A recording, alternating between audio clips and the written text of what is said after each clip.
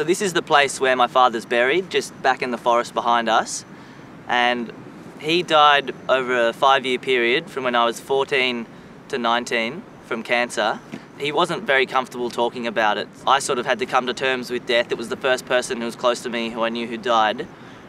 And having this place really helped me because we got to be part of the process. We got to dig the grave ourselves. So after he passed away, we had some ceremony. Digging a 6-foot hole takes a long time.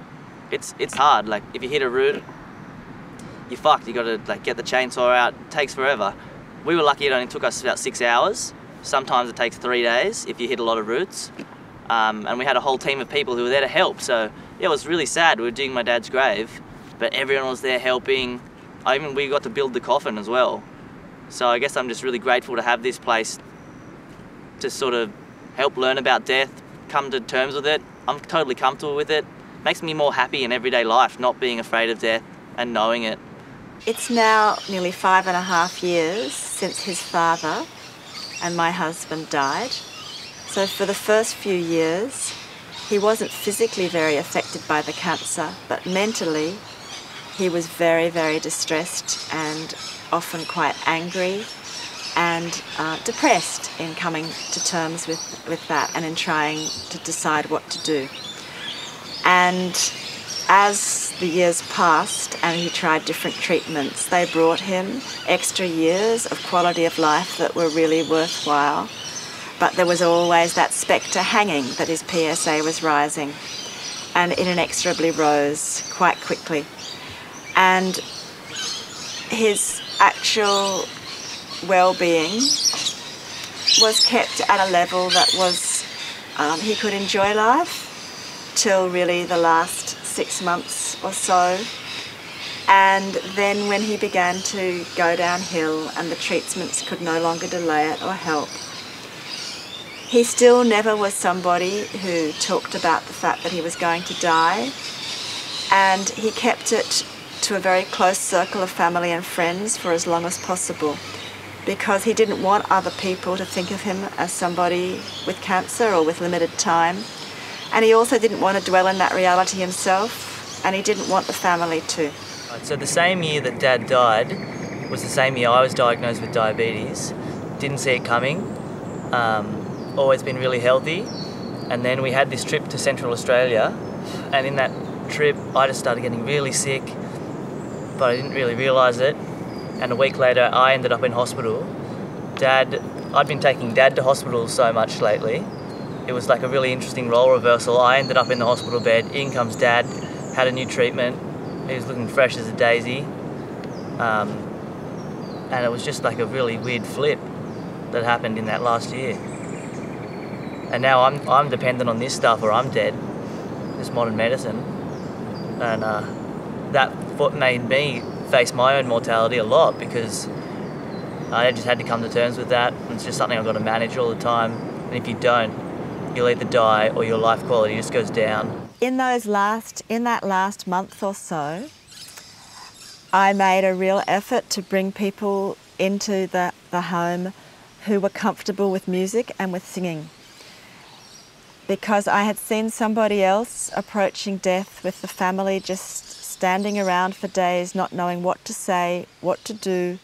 They didn't have any prayers or rituals or songs to fill that space and to be with that person.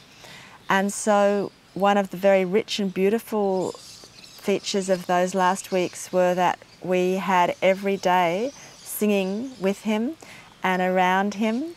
And while he was still well, he joined in with us, and we had people come and play instruments, and we had a couple of lovely music nights, and we played, like when he was young, his mother played all the old 50s musicals and he knew them all off by heart, and we sang all When the Red, Red Robin Came Bob, Bob, Bobbing Along, and South Pacific, and then all the sort of songs from when we were young. An incredibly beautiful moment that I will never, ever, ever forget was that a friend of mine who is a very good singer and also a person who really has deep, deep compassion, in the last days of his life, she came by herself and she sat by his bed and she held his hand and sang to him for about an hour, singing the blues.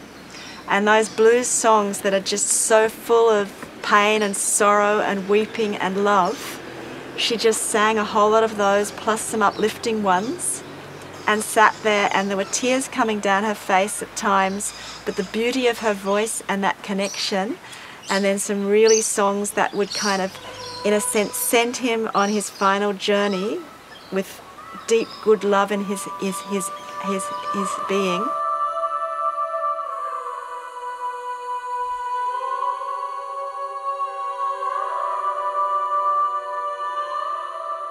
Alright, so we're just going to go in and tend the grave, because every now and then the soil sinks and you need to top it up. So we're just going to get some soil, we're going to top up the grave and just make sure it's all looking nice.